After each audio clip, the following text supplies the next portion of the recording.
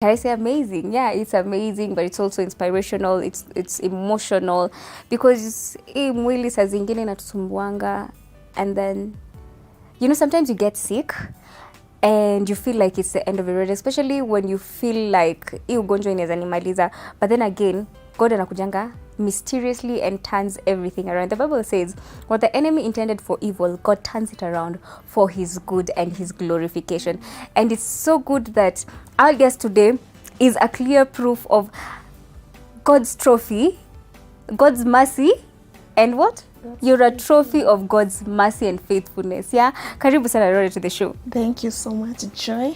My name is Rhoda Nkonge. I come from Meru, Chogoria. When I was in high school, I started having some complications. It is during the time we were having cross country that I noticed my legs were getting swollen. And one evening, I reported to the teacher who was on duty. But she felt like I was pretending, and she told me to go back to class.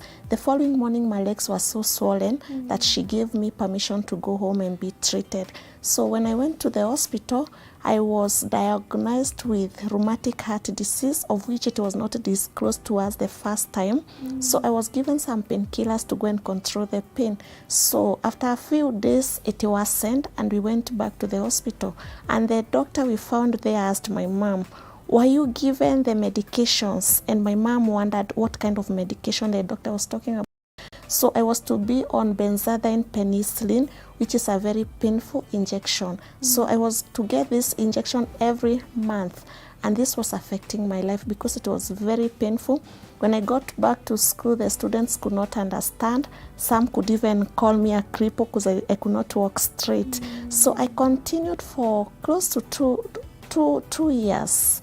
Having the same injections, and it's at some point that we went back to the hospital, and my mom felt like nothing much was being done, and so she was giving up on that hospital, and we were to change the hospital. So when we went to this other new hospital, the doctor just checked my hands and told my mom this could not be true, because if she had the disease, then her hands could be purple in color right now. So the doctor conducted some tests, and amazingly I had peptic ulcers, and most of the medications that they were giving me previously had created a lot of acid in me, and that's where I got the peptic ulcers. So I was to be put in a special diet. I could not eat most of the foods that contained acid. So when I went back to school, it was not easy for me, because now this school, they felt they could not offer special diet.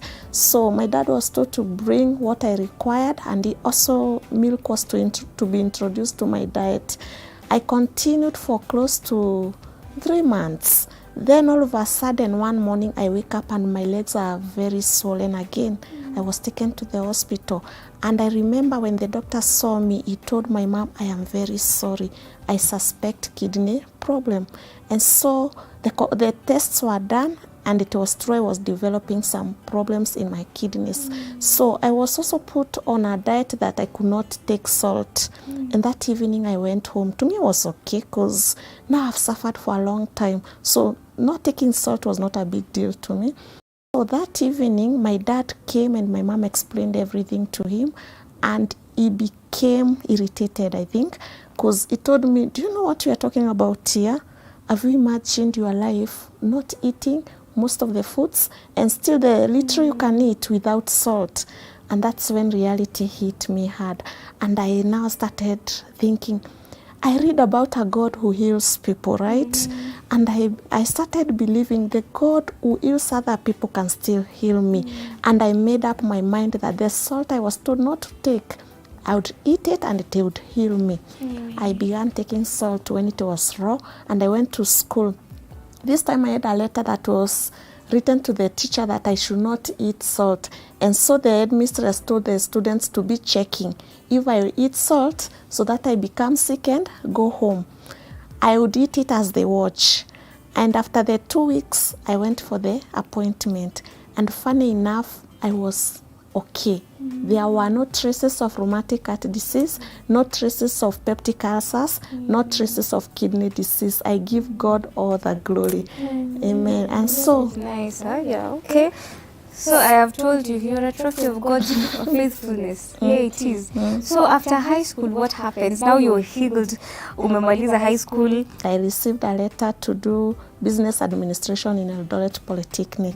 I don't know for what reason my dad chose Eldoret Polytechnic, and so that is where I went. So this time when I was reporting to school, I saw the way students behaved, the way they were holding each other, and one girl came running and hugged a guy, and my dad told me, have you seen this? And I purposed in my heart that day that I would not date any man until I finished my school, which happened because I finished my college, and that's when I started dating a man that was in that school, and that guy came from Nyanza. And you remember I come from Meru, and I remember when I was going to school, my grandma told me, when you go to that place, do not start walking with those men from those places. We don't interact well with those people. But to me, I was born again, and I felt, by the way, if we are born again, we are new creatures, right? There are things that don't apply in the lives of those people who are born again.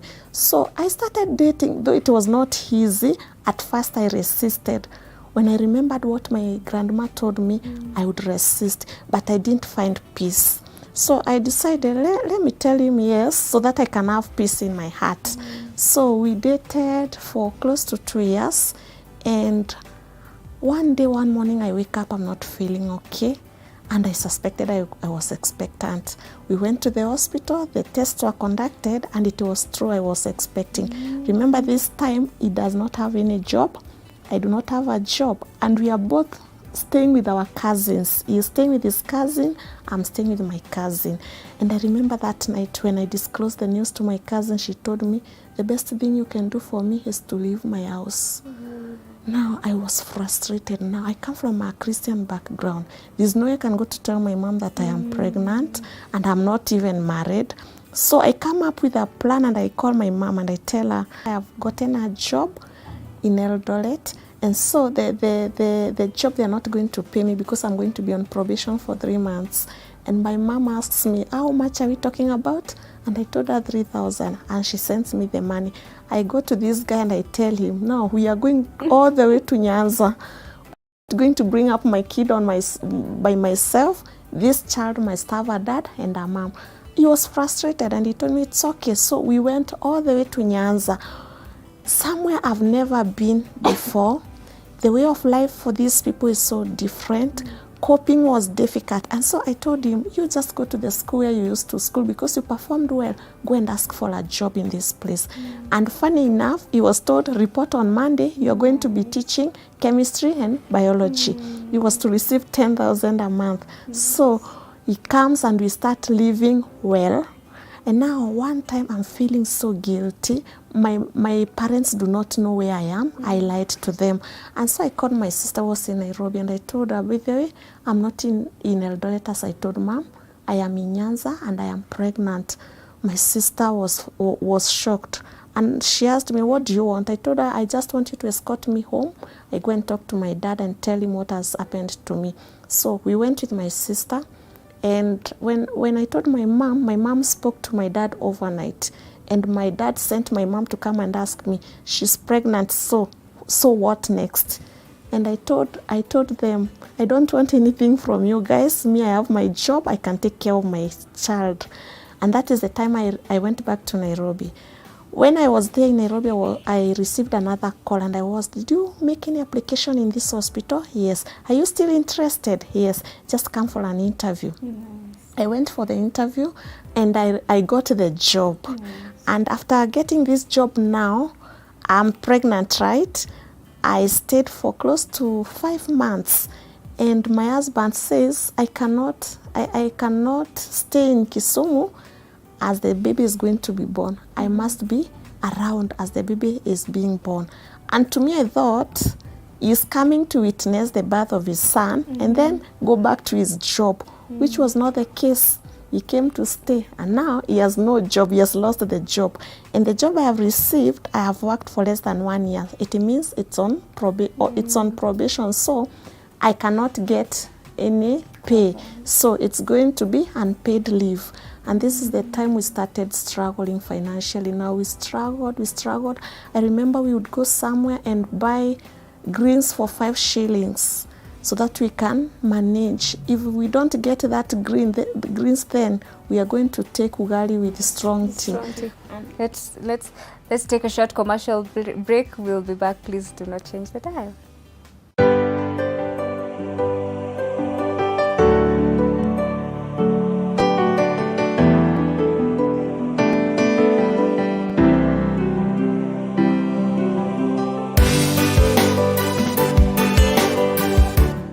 You are watching TV 47, the home of untold stories.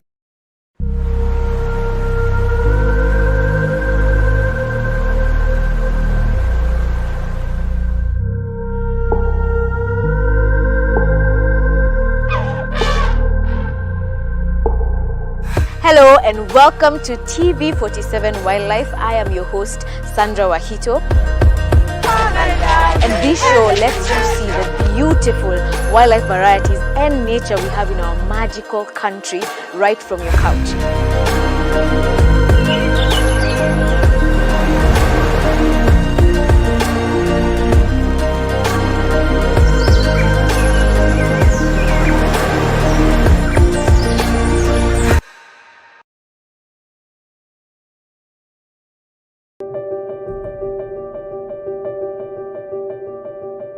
Attention please. Please do not smoke in the terminal building. Smoking is only permitted in the specified smoking area. And we are back. Thank you for staying tuned tonight in with Joy Irongo, and we are talking to Rhoda. And Rhoda, ulikuwa natuambia sasa, now you got a new job, but now you're pregnant, uko on probation, hakuna nini maternity leave, I mean paid maternity leave. So now, kunaenda aje sasa after giving birth? So now I had to cut short my maternity leave so that I can go back to work and start receiving my salary. And it is during this time that my husband told me to take a loan for him so that he can start doing something. So I went to the bank and I took a loan of that 20,000, of which we began selling some groceries, which was doing so well. According to me, the business was doing so well. But after a few months, now by this time I had now my second born. I got my second born after 9 months, which I struggled because I had to go through an operation. And now this son was 8 months old. The big one was 1 year and a half. This one now is 8 months old. And my husband comes and tells me there's an opening in Sudan. I want to go there and do some job. He left the businesses under the care of his brother, who was unable to manage them. By that time, we had opened 3 other shops, but now the brother was not able to manage them well like the other bros. So the businesses were closing down every other time. So this time, there was a lot of war in Sudan. And inflation was so high, so he could not afford to send us money. And this is the time now we started struggling completely. He came after 3 months, and my son was now 1 year and 3 months, and I was pregnant at that time. So during this time, he stayed for 1 month and he left again. He went to Sudan again. So I was left alone now with my pregnancy, with the 2 little children and the job. I still had my job. And this pregnancy now, I was getting a lot of complications. I would have a lot of back pains. And every time I would get admitted, and every time they would tell me that they are going to operate on me. But when the time for operation came, the doctor who came would cancel the operation, and I was told to go home. This happened for 3 times, and I started wondering what is happening to me.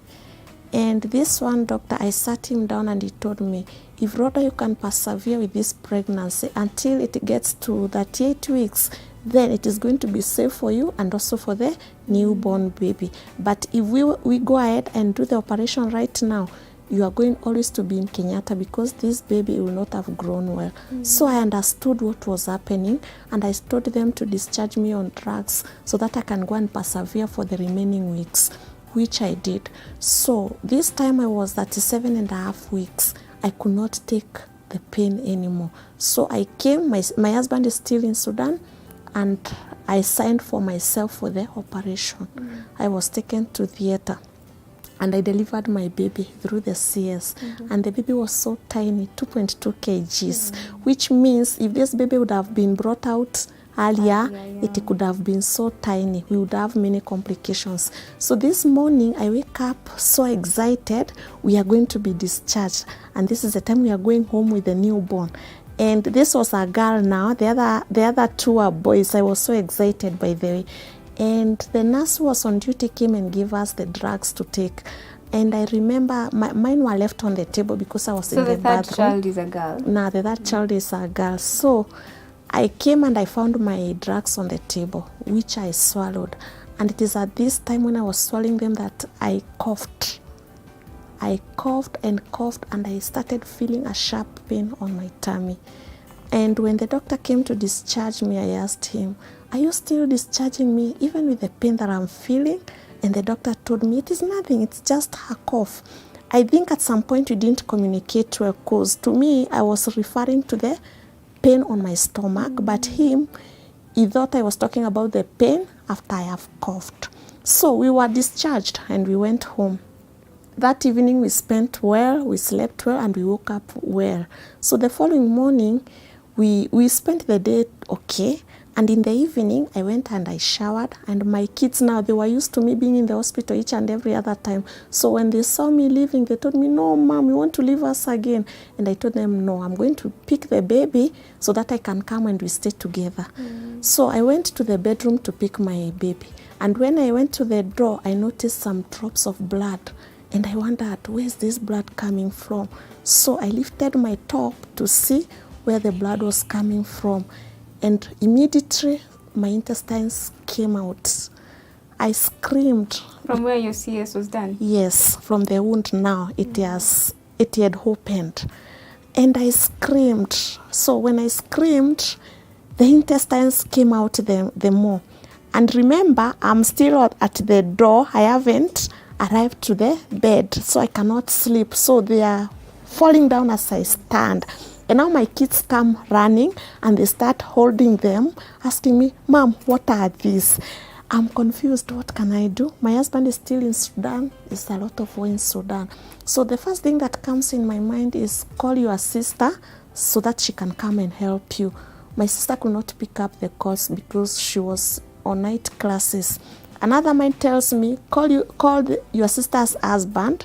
He did not pick up. And now I saw death and I said, "God, I'm dying as I watch. This is death." And my husband is confused. She doesn't know what to do. One that told me, "Call the hospital where you work." And when I called, it's a landline. Somebody identified my voice and said, "That is Rhoda, but we don't know where she stays." But the husband to my sister used to work with me the same place. So they called him and told him to come and help me. So he comes and he finds my intestines are all over. I am now lying on the floor because I could not reach the bed. And now he calls people to come and help him to take me to the hospital. Nobody came, only him and the bro. And the house we were staying had steep stairs. So getting me out of that house was a big struggle. So I was taken to the hospital. And we went all the way to the reception. And So what happened since the intestines were falling down? Did they try pick it up? Yeah, they tied them with a lasso. Okay. Yeah. And so now, even when we were on the way, he called me at one point and he felt like I had gone. And he rushed. And the more he rushed, kwa hizo bumps, the more zinatoka. So when he left me out there, people came to see me. And when they saw those intestines, they would go back. They are scared. People thought I was gone. And they took me to an emergency room where they soaked the intestines for over 30 minutes. Yes. I think they also got tired because they wheeled me to theater and they left me there. When those intestines came out, I vomited all what I had eaten. And the pain that came out of that acid was too much. So I was screaming in pain. The more I scream, the more the intestines are coming out. I remember I saw even the big ones. There are 2 types of intestines, the small and the big. So all of them now are lying all over. And so I was in theater all alone, and I was talking to God like I'm talking to you. And I tell God, I have been through a lot. You cannot leave me at this point. Remember the baby I've given birth to? 2.2 kgs. The father is not even in Kenya, so there's no way I can die. And I kept on telling God, no, you cannot leave me at this point. I'm just alone in theater. And all of a sudden, I had someone passing, and I opened my eyes, and I grabbed his hand. It was a gynecologist by the name Dr. Mutiso. And I told him, I cannot die as you watch. You must help me. And he told me, Rhoda, I cannot help you alone. There must be an anesthetist to help me do the operation. And I told him it's okay, but do something so that I can get well. He went and sat in a room now waiting for the anesthetist to come. Close to 30 minutes, that guy comes. And when he opened the bed sheet, he said, oh my God. And I wondered, now this is a doctor saying that. It means I'm dying. And I told God, no. And that doctor now is telling him, put the anesthesia, I want to come and proceed. And this guy is saying, you cannot handle her. This is not your case. You are a gynecologist. This is a surgeon. This is a surgeon's case. And you can imagine the surgeon they are talking about is not even around. He's in Webuye. You know, Webuye is in that other side. And so now they are talking to each other, and they are telling each other, do as I'm saying. And this one is saying, no, you cannot touch her. And finally, this guy now tells the nurses, we are going to document everything. If anything happens to Rhoda, at least I suggested this was not a gynecological case. But I thank God because they went ahead. The doctor risked his license. He went ahead. He operated on me, and I got healed. I give glory to God. But when I woke up, I was very stressed. I was just saying as they were saying it, and I was saying, Dr. Mutiso was saying this other one was saying this one was saying this, and now they had to look for me a counselor to convince me that whatever was done was the right thing. Back to my children. My children were telling everyone, my mom's intestines came out, we were holding them. They were to be cancelled also. So my husband comes. No, I stayed alone without the house girl now. The house girl left. And I was left, yes, I was left alone with my 3 children. Now you can imagine they are very small. Handling them is not easy. And I remember this morning, I texted my husband and I told him, if you do not come now, you'll find all of us dead. And he told me, I'm coming tomorrow. And he came. So when he came, there were so many bills that had piled because of him not being able to send the money. And then you remember this, my little children, every time they were sick, they would be treated where I used to work. They did not have any cover. So all my salary would go to those bills. So we had a lot of bills piling. And I remember one time the landlady came to my house and she quarreled me too much, and she told me, you've not been paying house rent, you've not been paying electricity, you've not been paying for water. So what do you want us to do? I remember that day I cried. And I went to work and I told them, now when you're preparing the rotas for next month, do not include me because I cannot manage this life. This time my husband felt it is too hard for him, and he told me, it's either you resign, we go all of us to Nyanza, or you'll be left here alone. I could not resign that time, so he left us. He left us with all those bills. And when I told this lady that I was not going to manage next month, she asked me, Rhoda, what kind of a problem do you have that we cannot manage here? And she gave me some money to pay the rent now. I told God, if that man was my real husband, let him come for us. And after church, I called him and I told him, by the way, if you want us, come for us. No, send us money. We are going to come. He sends me 4,000 and I spend all the money buying clothes for the kids. And I told him, there's no way we can come. It is you who is supposed to come for us. He had to come back to Nairobi and look for his uncle. And he brought him back. And this is the time now my grandmother came and told me, you already have 3 children. Can we withhold you? No, there's nothing much you can do. Just take my blessings and go. tukaenda Nyanza. This a lady we used to work with her in the same office, na alikuwa ameniambia, Roda, wacha nitakutafutia kazi, but unakumbuka I saw never to work in a hospital again, so hata kitafutia watu wengine mimi angenikumbuka, si nilishasema sitawai. And I called her this morning and I told her, by the way, I'm really suffering in this place, hata kama utapata kazi, get me a job. And she told me, just send me your documents, I'll see what I can do. And one morning she calls me and tells me, report to work. And now the job I'm working right now. Oh, this is nice. This is nice. I am so grateful and humbled, Rhoda, for coming on the show and being your authentic self, you know, and allowing yourself to, you know, speak out what you've gone through authentically so that you can inspire somebody. Honestly speaking, mi nimesikia story yako nasema yenyewe ni grace ya God. This is for real, this is God's grace, because look at you, look at what you've gone through, and still God amekushikilia. And this is something I tell people on my show. I tell people pain and purpose are somehow connected, and I will never stop telling people that. So whatever you've gone through, I know and believe that there is a plan of God in your life. God is about to do something. You just walk vizuri na Mungu and we'll see. And you know that you're here and you're inspiring people is still a blessing. Amaje, Sindio, thank you for coming on board. May you be blessed. And I don't know, just talk to our guests, our viewers who are inspired to kidogo shortly, and then we break. Okay. There's something I want to tell our viewers. When I was in that place, I used to tell God, reveal to me why I'm in this place. And God opened my eyes and I could see children who are suffering, children who could walk almost naked. And so when I came to work for the hospital I'm working for, I came up with an initiative called Komarok Modern Kind Heart. So I formed a group called Kind Heart, whereby we contribute money and go and visit those children who are suffering in the society. So when you are there, do not look at your many situations.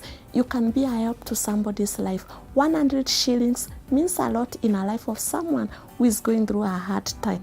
Nice. What have I just said? Pain and purpose. If you didn't go through that, ungepata your initiative.